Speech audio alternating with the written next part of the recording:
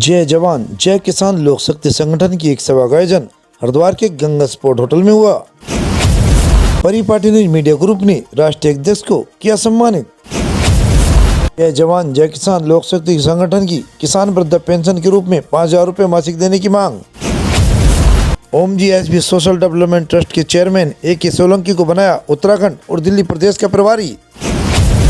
संगठन के राष्ट्रीय अध्यक्ष का कहना कि संगठन किसानों के हित की लड़ाई लड़ेगा, किसी राजनीतिक दल का समर्थन नहीं करेगा।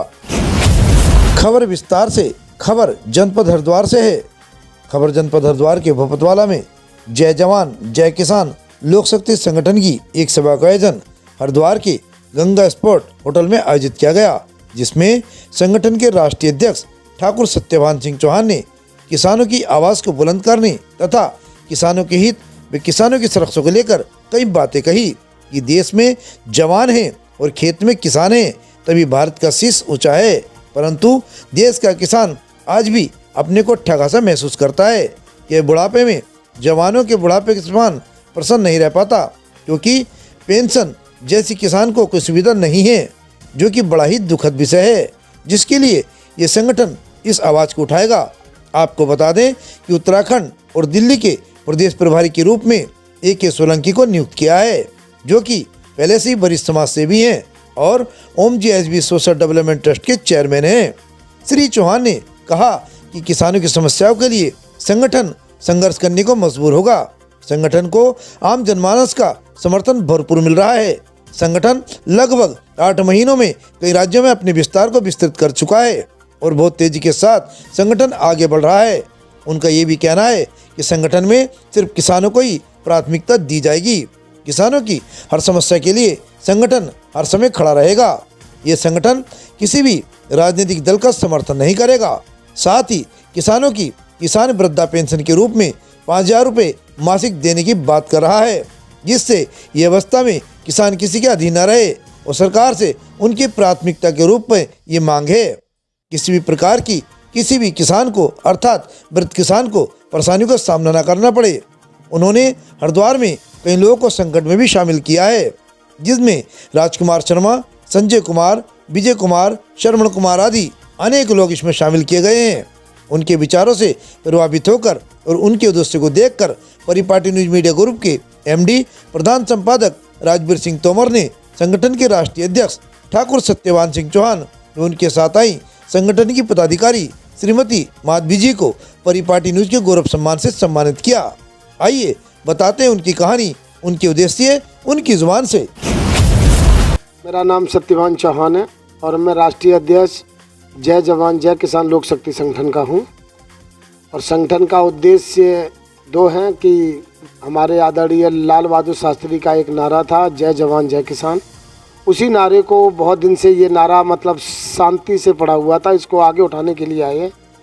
जय जवान तो ठीक है, हो भी रही है और अच्छा कर रही है भारत सरकार, लेकिन हमारा अन्नदाता जो है वो आज भी दुखी है। उसी के लिए हमने थोड़ा 2 उद्देश्य रखे हैं। सबसे पहला उद्देश्य है कि आज हम हरिद्वार की इस पवित्र भूमि पर आए हुए हैं। हमारे सोलंकी साहब वगैरह ने, जो हमारे यहाँ के मतलब प्रभारी भी हैं। 2 उद्देश्य हैं उसके लिए। पहला उद्देश्य है कि अन्नदाता का भारत सरकार शिक्षा और इलाज जो है वो बिल्कुल फ्री करे। जैसे हमारे जवान का हो जाता है वैसे ही अन्नदाता का होना चाहिए। दूसरा, आफ्टर 60 ईयर जो होता है, वो जो हमारा अन्नदाता है बूढ़ा हो जाता है, वो एक स्वाभिमानी है, भिखारी नहीं है, तो उसे जो मतलब गेहूं देकर या कुछ रुपए देकर बहलाया जाता है। ये चीज़ें सरकार से मैं कहूँगा ये जितनी भी प्लानिंग है ये अपने पास रखें। वो सीधा है कि जब अन्नदाता मेरा बूढ़ा हो जाए तो उसे 5,000 रुपये मासिक पेंशन देने की कृपा करें, जिससे जितने वृद्धाश्रम हैं या जो भी हमारे जितने बुजुर्ग हैं सबकी समस्याएं ख़त्म हो जाएंगी। और जो ये हमारा विधायक और जो ये सांसद की पेंशन है बिल्कुल ख़त्म की जानी चाहिए। ये पेंशन हमारे अन्नदाता को दे दी जाए। इस टाइप के सभी संगठन जिनकी ऐसी विचारधाराएं हैं जो राष्ट्र को नुकसान पहुंचाना चाह रहे हैं, मैं उनसे विचारधाराएं बिल्कुल अलग हैं। हमारा संगठन का नाम भी बिल्कुल अलग है। उन संगठन में सब में आप देख लेना, भारतीय किसान यूनियन नाम का एक शब्द आता है। यूनियन शब्द उन्होंने रखा हुआ है, मैं भी बहुत पहले से था।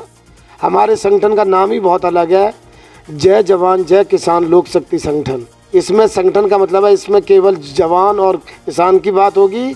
और कोई भी देश, हमारे आदरणीय मोदी जी कहते हैं कि हमारा देश विश्व गुरु बनेगा। मुझे तो नहीं लगता कि जब तक जिस देश का अन्नदाता फांसी लगा रहा हो और वो देश विश्व गुरु के सपने भी नहीं सोच सकता है। अगर देश विश्व गुरु बनना चाहता है तो मैं स्वयं कहूँगा, अन्नदाता जब हम गूगल पे लिख के भेजेंगे कि हमारे देश का अन्नदाता कैसा है, तो वहाँ ये लिखा हुआ नहीं आना चाहिए कि हमारा देश का अन्नदाता फांसी लगा रहे हैं। वहाँ ये लिख के आना चाहिए हमारा देश का अन्नदाता हंस रहा है, खुशहाल है। उसके लिए जब तक दो चीज़ें नहीं होंगी, शिक्षा और इलाज उसको फ्री नहीं मिलेगा, और उसका बुढ़ापे पर उसे जब तक 5,000 रुपये मासिक पेंशन नहीं मिलेगी, हमारा अन्नदाता दुखी रहेगा। जी, जय जवान जय किसान लोक शक्ति संगठन को विस्तार करने के लिए अधिक से अधिक हम लोग जो है सदस्यता बनाने के लिए इस अभियान से हम जुड़े हुए हैं। और इस संगठन में हमें दिल्ली प्रदेश अध्यक्ष बनाया गया है, और हमारे सत्यवान सिंह चौहान जी राष्ट्रीय अध्यक्ष हैं। उनके 2 संगठन के जो उद्देश्य है उससे मैं प्रभावित होकर के जो जिम्मेवारी इन्होंने हमें दी है, और मैं उस जिम्मेवारी को कोशिश करूँगी निभाने की।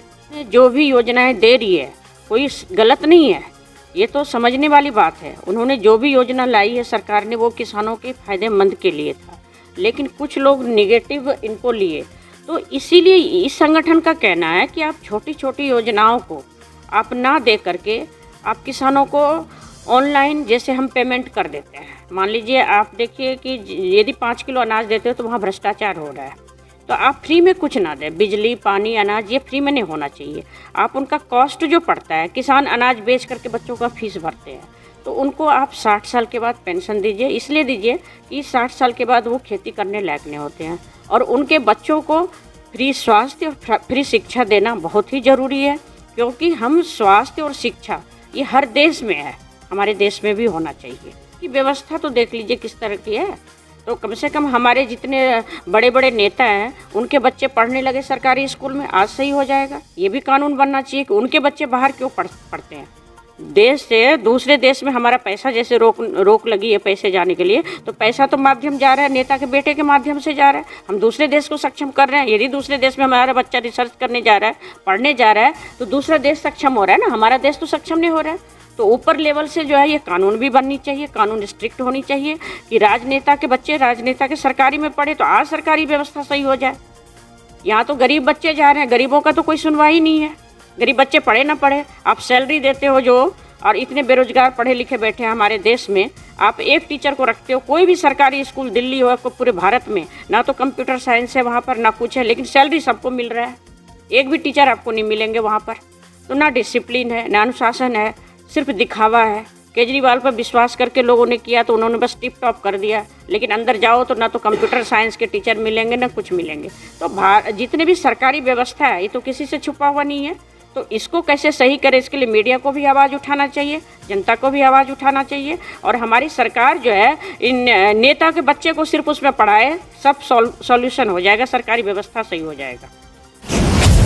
देखिए, जब से लोग तो कहते हैं कि हिंदुस्तान आज़ाद हुआ, लेकिन मैं कह रहा हूँ हिंदुस्तान कभी गुलाम हुआ ही नहीं। 1947 में भी 565 रियासतें थी, जिसके लिए सरदार पटेल को जी ने इतना संघर्ष करके लास्ट हैदराबाद को ही मिलाया गया। तो दूसरा, सरकारों को कोसने के लिए और इसके लिए जो आपने क्वेश्चन किया, कौन सी ऐसी सरकार है जिसे कोसा ना गया हो, लेकिन कोसा किस चीज़ के लिए जा रहा है, वैल्यू उसकी है। भ्रष्टाचार के लिए कोस रहे हैं, या देश के विनाश के लिए कोस रहे हैं, या देश की तरक्की के लिए कोस रहे हैं। आजकल कुछ ऐसा हो रहा है कि देश हित में जो भी काम हो रहे होंगे उसके लिए भी कोसा जा रहा है। तो इसका तो देखो संतुष्टि है पूरे देश की या पूरे समाज की, ना देव काल में हुई थी, ना देवीय काल में हो रही है, ना सतयुग में, द्वापर में, त्रेता में, और ना आज कलयुग में। हम परिवार में 4 मेंबर होते हैं, क्या चारों संतुष्ट रह जाते हैं? हम अपने परिवार को नहीं एक अपने सूत्र में पिरो पाते, पूरे देश की बात तो बहुत बड़ी हो जाती है। देखिए, चौहान जी ने हमें इस लायक समझा, और अगर ये जिम्मेवारी दी है, मैं जो किसान आंदोलन जो पिछले कई साल तक एक मुद्दा चलता ही आ रहा है, कई साल से हम देख रहे हैं।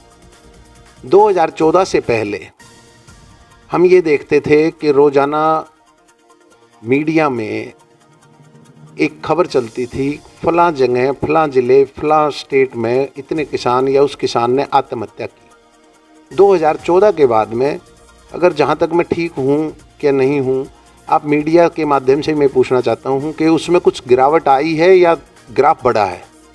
तो 14 के बाद ये ग्राफ कम हुआ है। इसलिए मेरा भी एक इच्छा हुई, पीछे जो आंदोलन को देखा था, किसान आंदोलन को जो एक कानून के खिलाफ आया था, तो इच्छा थी कि देखो किसान के लिए, हम किसान पुत्र हैं, तो हमने तो उस कौम में जन्म लिया जिसने किसानों को जो है ना, वो किसान के नाम से ही जाना जाता है, जाट जाति को किसान के नाम से ही जाना जाता है। तो किसानों के लिए कुछ करना चाहिए।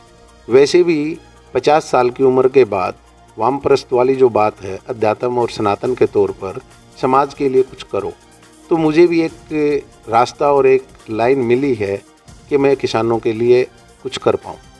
अब 50 से पार हो गए हैं तो कुछ करें और इस संगठन को मजबूत करें, क्योंकि इस संगठन की सबसे बड़ी खूबी मेरे को जो इन्होंने लाल बहादुर शास्त्री जी के नारे को, जय जवान जय किसान, उसे जो दोबारा बुलंद किया है। जैसे मोदी जी ने कुछ कानूनों को ख़त्म किया, कुछ छुपी हुई प्रतिभाओं को सामने लेके आए, नेताजी सुभाष चंद्र बोस को जिंदा किया, सम्राट अशोक के बारे में, चौहानों के बारे में, अनंतपाल जी के बारे में, और न जाने कितनी बहुत लंबी लिस्ट है। उन्होंने जो दोबारा से एक इतिहासकारों ने जो छुपाया था सामने लाए हैं। तो जय जवान और जय किसान, इसको हमारे राष्ट्रीय अध्यक्ष जी ने जो बुलंद किया है, इसमें हम अपना योगदान दें जो भी हमसे हो पाएगा। हरिद्वार से परिपाटी न्यूज टीम के साथ राजकुमार शर्मा की एक खास रिपोर्ट। हमसे जुड़े रहने के लिए हमारे चैनल को सब्सक्राइब करना ना भूलें, साइड वाला लाल बटन जरूर दबाएं।